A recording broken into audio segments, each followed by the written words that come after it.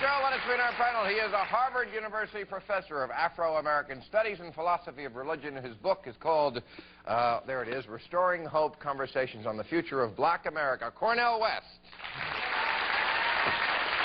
Sir, good to meet you. How you doing? Nice to see you. He's a master of metaphysics and spirituality. Wow, and the author of The Healing of America, Marianne Williamson. Wow. Hello, Master. How are you?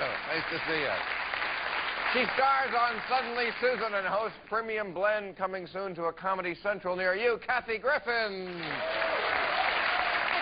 Hello, young lady. Good to see you. And he has been making multi-platinum rock and roll for over 2 decades. His new CD is Marching to Mars. Sammy Hagar. Sammy, good to see you as always. All right. Well, let's talk about what I was mentioning in the monologue about this, the McCoys. Now, look at this. This is the, can you see this? This is the Time magazine cover. Can you get a closer shot of that? You can see that okay, well, imagine, if you will, that they've cleaned her up here on this one. Okay, and on this one, she looks absolutely fantastic. And it kind of brings up the selling of this family and whether they are participating. They were on Dateline earlier tonight while their kids are in intensive care. And they were on Today this morning. Today this morning? I didn't know that. Okay, the father said, "We are not on display." Now, they have been given a van, a house, a lifetime supply of apple juice, a lifetime supply of Pampers, 2 of everything Maytag makes. My question is, can you have it both ways? Can you take all this stuff and then say, but you know what, we're not for sale? I think so. I think these people, that's a huge financial responsibility for a family that probably isn't extremely wealthy, and I think the gifts are good from the American people. I think it shows some goodwill. They're not from the American people. They're from corporations who probably want something in return. But I don't think they have to put their children on display for that. I think they can have the gifts and not have to do it. Personally, I mean, if I was a father, I'd be the same way. I think it also raises a question of just how difficult it is to be a parent these days. It's the ultimate non-market activity in our market culture. You have to care, nurture, sacrifice. And they got 7 young kids, and each life is precious. Plus, they're going to have 2 of those Maytag repairmen. That's nice. I hadn't looked at it. Yeah. 2 more jumpsuits. But if you make a contract with the devil...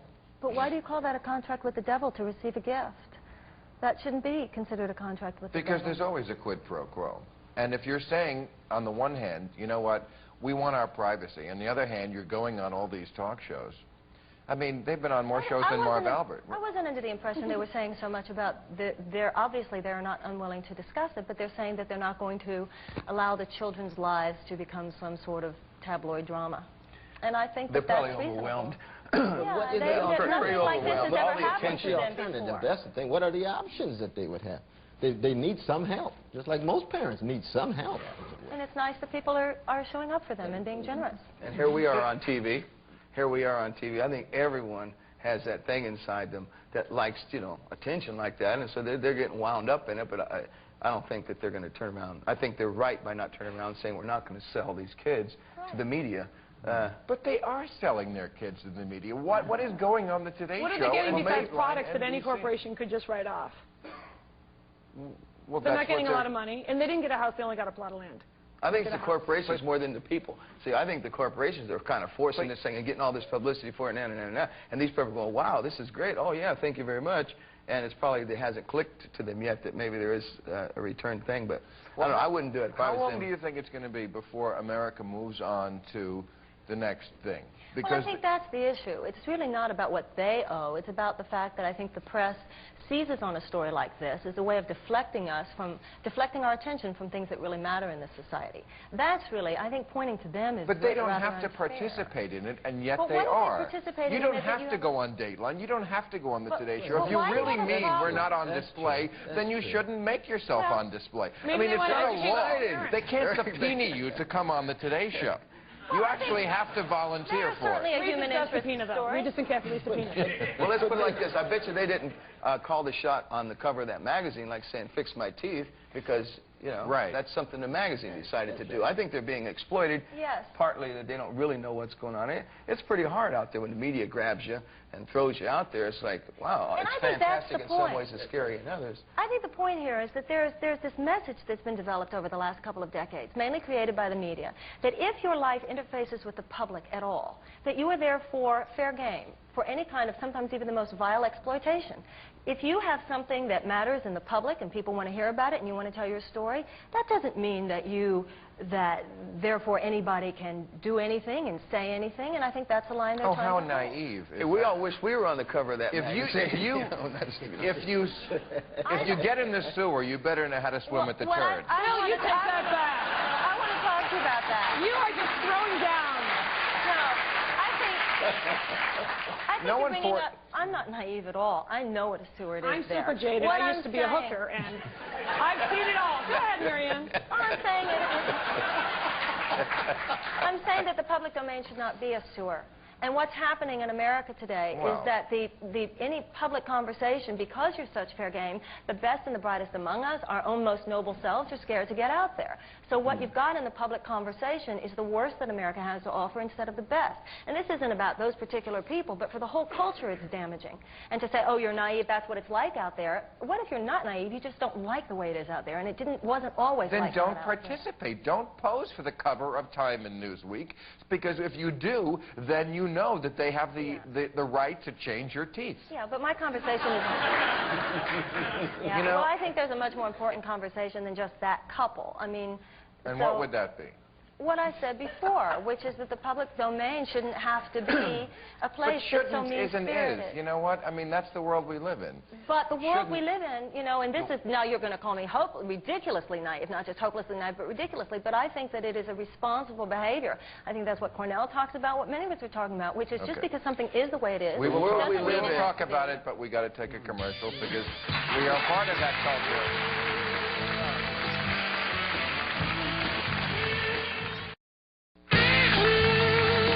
If you're planning to be in the Los Angeles area and would like free tickets to Politically Incorrect, call 213-852-2655. Okay, also on the cover, now it says here, the quote is, "We're trusting in God."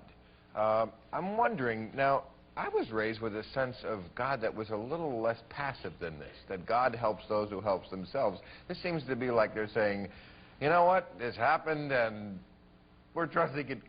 Is that really the... Well, I think one what of else the... can you say? I mean, what, you know, They could say we're trusting in Satan. Well, which yeah, would be exactly. awful, Sammy. No, you got to put your... You got 7 kids. I mean, you figure, Bill, if you had 7 kids at the same time, Right. wouldn't you feel a bit overwhelmed, begin to trust in something bigger than your own powers? I don't think that they're saying that they trust in God means that they're not expecting to do a lot of work over the next 20 years. And I think part of trusting in God is trusting that He'll give me the clarity, the effectiveness, the energy, the empowerment to do it. And the other situation is that these people, it's just such a media thing now. It's like everyone's looking at this like as if these kids are going to be, you know, in movies and stuff when they grow up and stuff. This stuff will be over with in another month. It's just the flavor of the month. And just like the media chews it up and spits it out. It's true. And then... It's true. They were not going to be on Time magazine again. They're not going to be on Newsweek again. Maybe when the kids grow up, you know, some other thing will come through again. So this is just a little help for them at the time, and they're getting all this stuff. You know, they got to grab it and do it. You know, there was opportunists a little bit maybe. There was another family a couple of years ago, the Dillies, that had, I think, 6 kids. And they, same thing, people rushed in to help. They got a down payment for a house. Well, last year they had to move out of the house because then people stopped thinking about it, caring about it. Well, maybe those 6 lazy kids should have gotten jobs. Yeah. What are they, 2 or a year? 2 years old, 3 years old. The government dollar? The way they invoke... Lazy, if you ask me.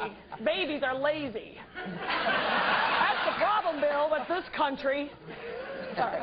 The way they invoke God, like anything about this was natural or had anything to do with God. God had nothing to do with this. God was telling this woman not to have any children. They had all sorts of... You don't think so? You don't think... I mean, she took fertility drugs. Yeah. But And yes, so you she know, might see that as a miracle, the way the miracle A came. miracle? She might say, God is Technology. But I mean, Bill, you Technology? can't read the mind of God. God doesn't want her to be that what God sore. wants? You think this is God's work? Well, I don't claim to know the mind Well, if of you God. believe in God, everything. I just don't know. But I know they've got these kids that they've got to give some caring and nurturing to, and that's what I'm concerned about. Of course they have to give. I'm not saying kill the kids. And if you believe in God, Bill, Yeah, I do. supposedly, everything believe in is what God's God work. says, Everything is God's work, right? So it's just all No, part of the everything whole couldn't be thing. God's Well, will. do you think Dr. Frankenstein will or believed in work? God? No, Holocaust slavery, that's not God's will. That's human beings acting up. Well, isn't this the same thing? Isn't this human beings acting up against God's will? But human beings can act up in a good way and act up in a bad way. Well, if you believe in the whole big picture, maybe there's a reason for the bad way because it leads into another thing. Be Which is careful part with that one. That's possibly very good. dangerous It's very thought. dangerous. Sammy, That's a very dangerous thought. That's the kind of thought. What's a dangerous thought? I've It's a been, dangerous thought. I've been politically incorrect my whole life. Listen, be careful. What do you mean? What's a dangerous It's a dangerous thought to say that no matter what happens, it's God's will, and maybe it's all part of the Right. big picture. That allows people to just sit there while people go to the hall. Oh, go to no, no, no. You're not concentration supposed to camps, or not while take people are control of taken your into life a slavery. little bit. I don't mean that. But I'm just saying, but a lot of things just happen above and out of our hands. And there's things, certain things you can change and certain things you can't. And I think them having these kids, these 7 kids, I don't think that's what they expected or wanted, but it happened, and they're just kind of dealing with it. Right, exactly, and I'm sure, I don't blame them for saying, putting the trust in God. They're going to need a little help. I mean, if you have one baby, you say that. It's a big Well, you ought to have trust in God with no kids. I have a child. I wanted to have a child. Everyone wants to have a child, so you can't, you know, them wanting to have a It's baby. amazing you didn't have 7 children. That you know of. Yeah. No, I had one big one. Okay, we got to take a break. We'll come right back.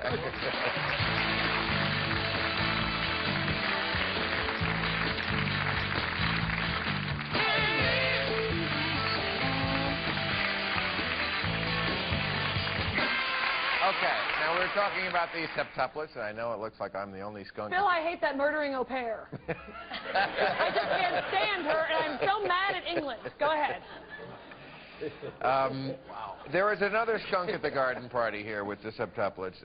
They are the Thompsons. They are a black couple. They had sextuplets a couple of years ago, and the woman was in the press today, the mother, saying, you know, when I had my 6 kids, there was no apple juice, there was no vans, no one was building a house. And she says, I'm happy for the woman in Iowa. She's a very nice woman. But, you know, it just didn't happen for us. Isn't there a double standard? And it sort of supports your theory that racism is alive as well. When black people have 6 kids. She's got a warm heart. She's concerned about the kids. We know that race still matters in so many different ways. But the point is not to point it out. How do we overcome it? How do we build the bridges so that every child has equal dignity, equal value, and we give equal attention? That's the real challenge, it seems. Yes, well, that's a... That is a lovely prepared speech. Sit back. Now, I think but I mean it, though, Bill. I know you mean it, okay, but, okay. you know, don't make a speech. Here, I'm just asking about... I believe that woman is probably, I believe it was a racial thing. Isn't it? I mean, really. It's obvious, and it does definitely still exist, but I think we're heading in the right direction. I mean, I don't think it can be fixed overnight. Too bad. It would be great if it could, but there's certainly racism in the world. I mean, and there's racism against whites as well. And you know, I've had long hair my whole life. I remember being, you know, the only people I could hang around with was blacks and stuff back in the 70s, you know. But it, I still got mine too, though.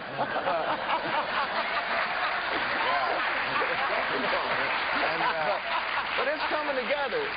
It's healing itself. You even got the pick back there, don't you? I sure do, though, brother. We're going to start a band. Cornel and I, Play together. Play bass. You're not really comparing long hair to being black, are you? I mean, In the late 60s and early 70s, Oh, you come bet. on. Oh, give it up, man. I couldn't even go in place. I used to get kicked out It of... must have been so hard for you. It was, man. It was. Hey, Marianne. I'm serious. I had so much prejudice. I mean, I felt it really bad. Absolutely. Sammy.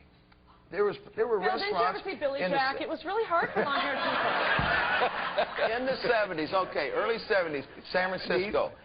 That was the only place. That's why all these hippies moved up there. I was a hippie, you know. But and you know, there was prejudice against No, but see, hippies. one of the reasons why that was so many white brothers who had long hair were also viewed as nigger lovers.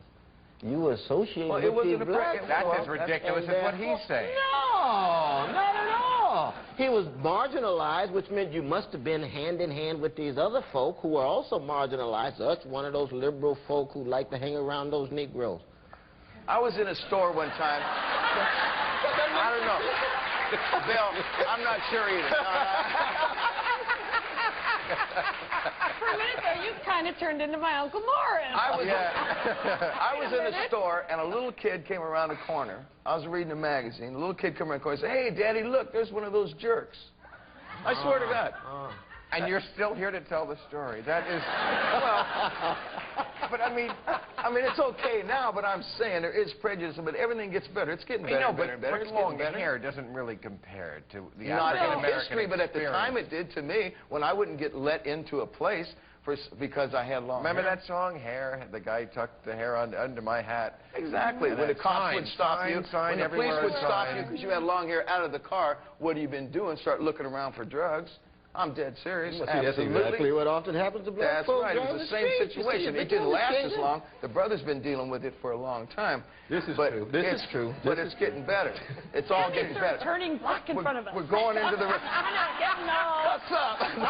No, we're all going in the right... I think we're going in the right direction is what I'm saying. I think, Okay. I think that's Well, coming I'm together. going in the pretty good. direction of a I'm not as commercial. We'll be freaked right out back. as Cornel.